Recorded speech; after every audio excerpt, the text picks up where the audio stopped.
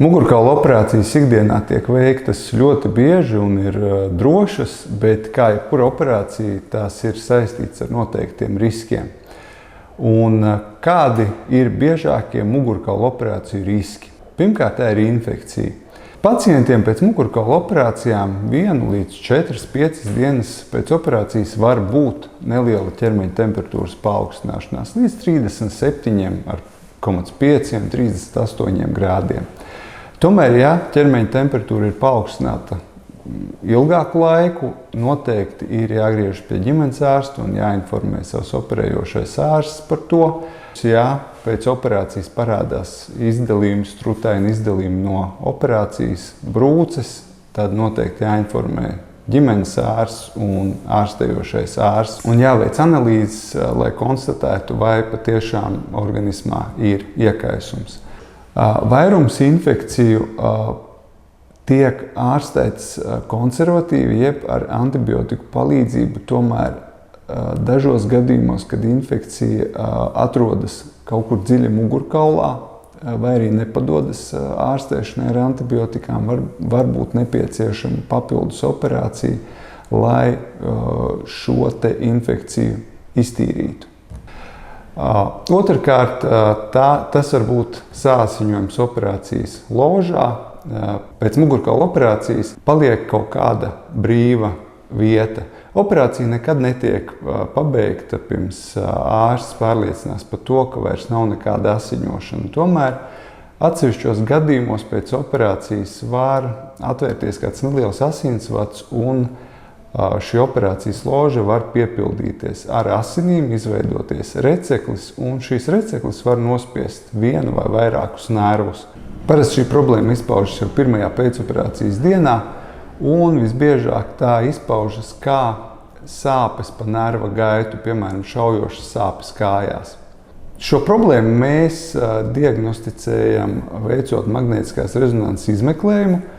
Lielākoties šie sāsiņojumi uzsūcas paši, tomēr retos gadījumos ir nepieciešama arī papildus operācija, lai šo sāsiņojumu izņemtu ārā un atbrīvotu nervus.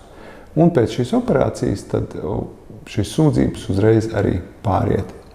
Kā nākamā iespējamā komplikācija ir jāmin atlieku diska trūce vai nepilnīga nervu dekompresija jeb atbrīvošana. Mugurkaula operācijas lielākoties tiek veiktas, lai izņemtu diska trūci vai arī lai atbrīvotu nervus no nospieduma sakarā ar mugurkaula kanāla stenozi.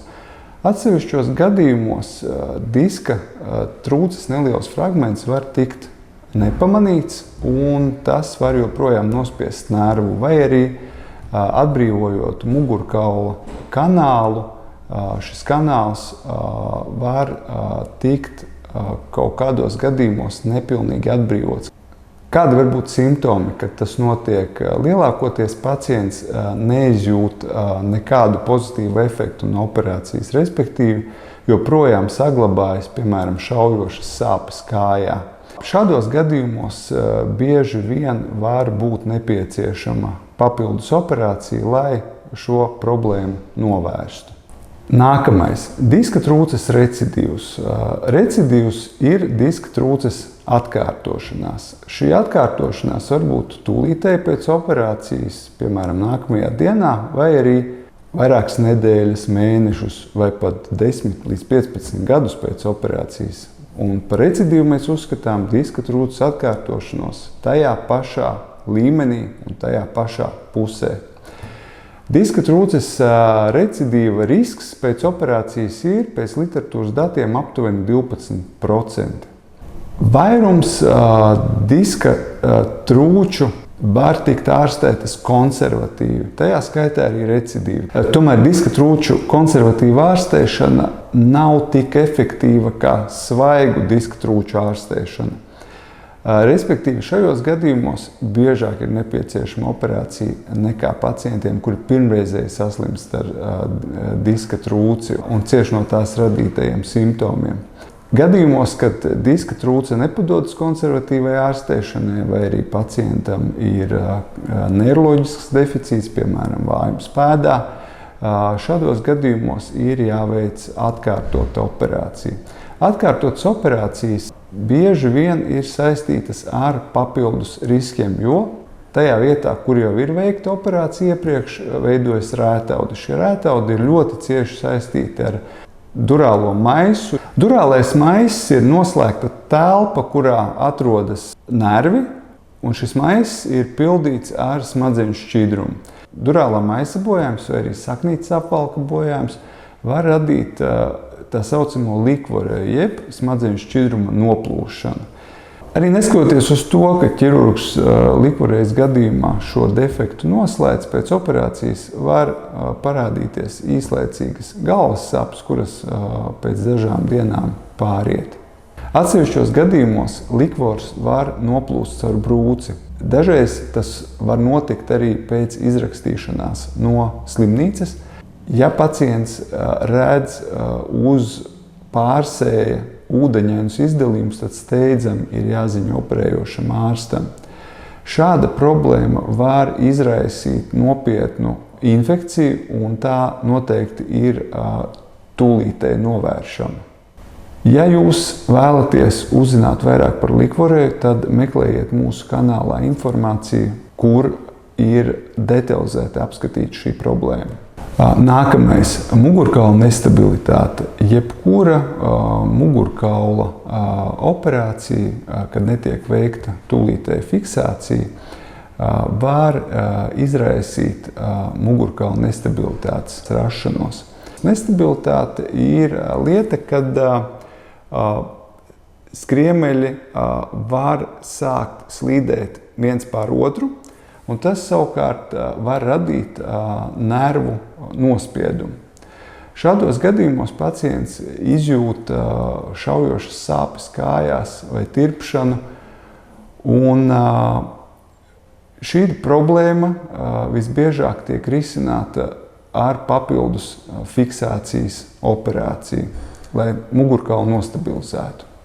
Ja jūs vēlaties vairāk uzzināt par mugurkaulu stabilizējošām operācijām, skatieties mūsu YouTube kanālā video ar detalizētu informāciju par šīm operācijām.